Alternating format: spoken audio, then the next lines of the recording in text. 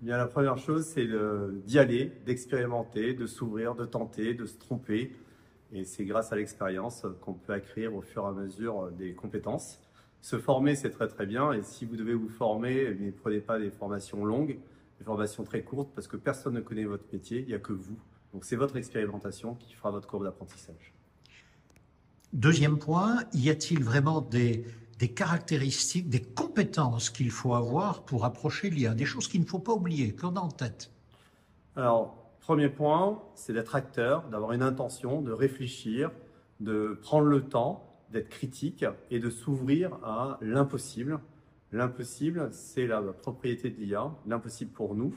Et si vous voulez commencer à faire des choses impossibles pour nous, ne serait-ce qu'y penser, il faut vous libérer, vous ouvrir. Et c'est la qualité première pour profiter de l'IA. Le verbe désapprendre est intéressant.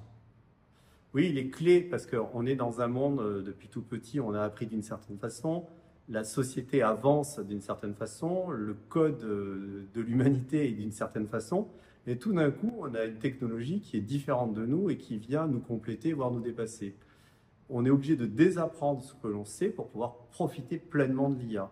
J'aime à dire que faire avec l'IA ce que vous faites aujourd'hui, ça a très peu de valeur, voire quasi pas pour le futur. Ce qui compte, c'est profiter de l'IA pour créer une nouvelle proposition de valeur inexistante aujourd'hui.